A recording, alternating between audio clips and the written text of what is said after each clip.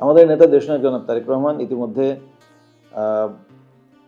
রাষ্ট্র কাঠামো মেরামতের যে 31 দফা ঘোষণা করেছেন, এখানে স্বাস্থ্যসেবা নিয়ে উনি বেশ কিছু চমৎকার পরিকল্পনা দিয়েছেন। আপনারা জানেন যে উনি যেটা বলেছেন যে স্বাস্থ্যসেবায় প্রাইভেট পাবলিক পার্টনারশিপের কথা উনি বলেছেন।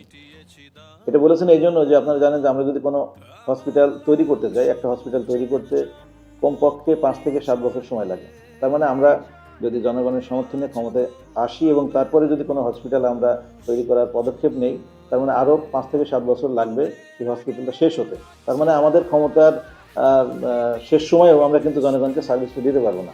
এই জন্য উনি যে পরিকল্পনাটা করেছেন, আমাদের বাংলাদেশে আপনারা দেখবেন যে প্রাইভেট যে হসপিটাল আছে এবং পাবলিক মানে সরকারি যে হসপিটাল আছে, এদের ক্যাপাসিটি অলমোস্ট সমান সমান, কিন্তু জনগণ ফ্যাসিলিটিটা পাচ্ছে না। সরকার যেটা করবে সেটা এই প্রাইভেট এবং পাবলিক একটা পার্টনারশিপ করবে।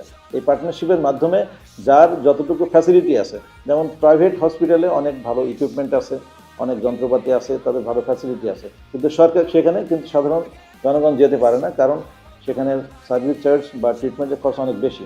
আর সরকারি হসপিটাল যেমন ধরেন কুষ্টিয়ার একটা 250 বেডের হসপিটাল আছে, এখানে রোগী থাকে প্রায় 1000, এখানে তেমন ভালো কোনো ইকুইপমেন্ট নাই, ভালো কোনো যন্ত্রপাতি নাই, তার কারণে জনগণ এখান থেকে সেবা পাচ্ছে না।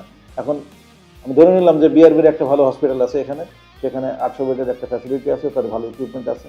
এখন সরকার যদি বিআরবির সাথে একটা এগ্রিমেন্ট করে, একটা পার্টনারশিপ করে যে ঠিক আছে আমার এই 200 রোগীর এই এক্স রে হবে, 200 রুটের এমআরআই হবে, এটা আপনার ওখানে মানে আপনি করবেন এবং এর মাধ্যমে সরকার তাদেরকে পয়সা দেবে।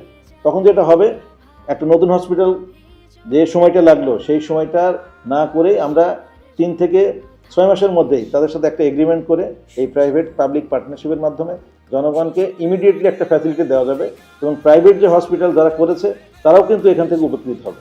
এইভাবে আমরা যেটা মনে করি, কুষ্টিয়া এলাকায় যে ফ্যাসিলিটি আছে সরকারি এবং বেসরকারি, এদের মধ্যে পার্টনারশিপ এস্টাবলিশ করে জনগণকে ইমিডিয়েটলি সুবিধা দেওয়া যাবে। এবং আমরা যদি এটা করতে পারি তাহলে কুষ্টিয়া এলাকা অত্র এলাকার মধ্যে আপনার এখানে চুয়াডাঙ্গা, মেহেরপুর, রাজবাড়ী, ঝিনাইদহ এই অত্র এলাকার মধ্যে একটা মেডিকেল হাবে পরিণত হবে, অর্থাৎ মেডিকেল সিটিতে পরিণত হবে।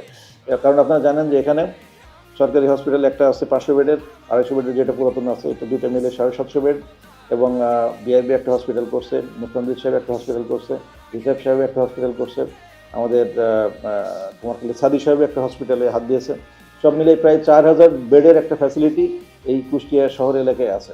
আমরা যেটা বললাম, আমরা যদি প্রাইভেট পাবলিক পার্টনারশিপের মাধ্যমে এই 4000 বেডকে একত্রিত করতে পারি, তাহলে যে ফ্যাসিলিটি ডেভেলপ করবে সেটা এই মেহেরপুর, চুয়াডাঙ্গা, রাজবাড়ী, ঝিনাইদহ, মাগুরা এই অত্র এলাকার মধ্যে একটা মেডিকেল সিটি হিসেবে ডেভেলপ করবে এবং জনগণকে আমরা খুব শর্ট টাইমে উন্নত সার্ভিস আমরা দিতে পারবো।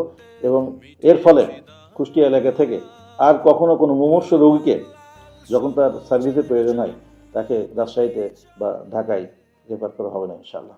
সবার আগে বাংলাদেশ, করব কাজ, গড়ব দেশ। ধানের শীষে ভোট দিন।